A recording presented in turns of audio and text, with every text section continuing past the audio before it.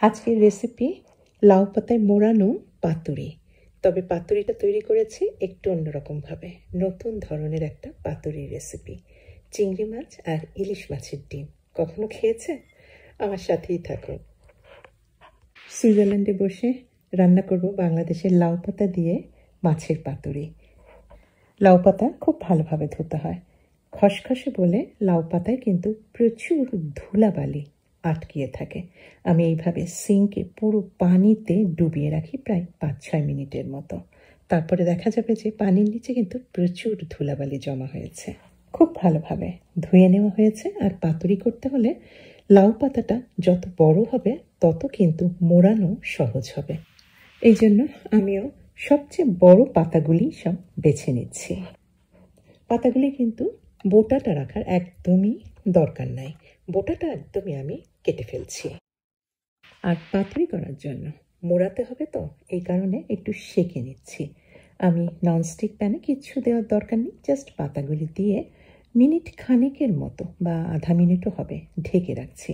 পাতাগুলি কিন্তু ঘেমে উঠেছে, নরম হয়ে গিয়েছে। এখন পাতাগুলিতে পাতুরির যে স্টাফিংটা ভরে মোড়ানো খুব সহজ হবে। আবার আর একটা ভাবেও করতে পারেন পাতাটাকে নরম। আপনারা জাস্ট গরম পানির মধ্যে পাতাটা চুবিয়ে আবার তুলে নেবেন, এতেও কিন্তু পাতাটা একদমই নরম হয়ে যাবে। এখন স্টাফিংটা ভেতরে যে পুরটা দেব পাতুরি সেটা তৈরি করি। ইলিশ মাছের ডিম দেব, একটু নতুন ধরনের হবে। ইলিশ মাছের একটা হালকা সুগন্ধ থাকবে। আমি 2টার মতো ডিম নিয়েছি। আর এই যে চিংড়ি মাছ, চিংড়ি মাছ খুব বড়টা ব্যবহার করছি না, মাঝারি থেকে একটু ছোট সাইজটা। আর এই চিংড়ি মাছ কিন্তু আমি সম্পূর্ণ খোসা ছাড়িয়ে নিয়েছি। এখন দিয়ে দিলাম এর মধ্যে কাঁচামরিচ, আমি কুচিয়ে নিয়েছি। কিছু দিয়েছি রসুন কোয়া কুচি করে, আর বেশ পরিমাণে দিলাম পেঁয়াজ কুচি, আর দিয়েছি বেশ পরিমাণে ফ্রেশ ধনেপাতা কুচি। লবণ দিয়ে দিয়েছি স্বাদ অনুযায়ী, আর মশলার মধ্যে হলুদ গুঁড়া, আর দিয়েছি চিলি ফ্লেক্স বা শুকনা লাল মরিচের গুঁড়া। সমস্ত কিছুই খুব ভালোভাবে মাখিয়ে নিচ্ছি চটকিয়ে চটকিয়ে সর্ষের তেল দিয়ে। সর্ষের তেল এখানে দিতে হবে, কারণ সর্ষের তেল দিলে কিন্তু পাতুরির স্বাদটা বেড়ে যাবে। আরও একটা জিনিস দিতে প্রায় ভুলেই যাচ্ছিলাম, সর্ষে বাটা। আমি বাজারের কেনা সর্ষে বাটাটা বা পেস্টটা ব্যবহার করছি। আপনার ইচ্ছা করলে বাসায় সাদা বা কালো যে কোনো সর্ষা 2-3টা কাঁচামরিচ দিয়ে বেটে সেটাই ব্যবহার করতে পারেন। ব্যাস, আমার পাতুরির ভেতরে স্টাফিংটা বা পুরটা তৈরি হয়ে গিয়েছে। এখন পাতুরি বানানো কিন্তু খুবই সহজ। পাতা একেবারে নরম হয়ে আছে, পরিমাণ মতো মাঝখানে দিয়ে 4 দিক দিয়ে পাতাটা মুড়িয়ে নিলেই হবে।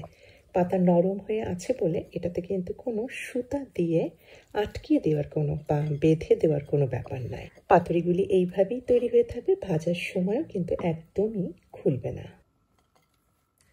তৈরি পাতুরিগুলি এখন হালকা আঁচে আমি হালকা তেল দিয়ে ভেজে নেব। তবে অনেকে কিন্তু আবার পাতুরিটা জাস্ট ভাপিয়েও নিতে পারেন।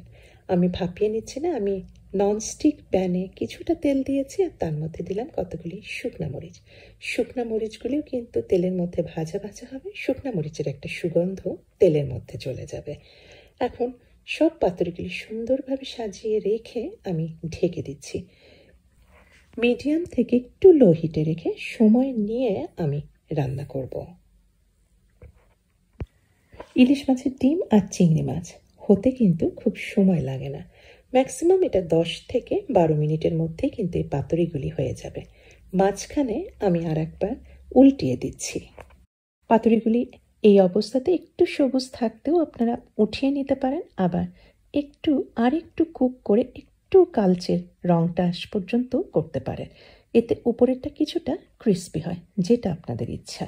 পাতুরিগুলি যেমন দেখতে হয়েছে খেতেও কিন্তু দারুণ মজার হয়েছে। ভেতরেরটা আমি খুলতেই কিন্তু সর্ষের তেলের একটা সুগন্ধ পাচ্ছি, আর পাচ্ছি ইলিশ মাছের হালকা একটা সুগন্ধ আর চিংড়ি মাছের সুগন্ধ। অসম্ভব মজার স্বাদের। অবশ্যই করবেন, একটু নতুন ধরনের, সবাই পছন্দ করবে।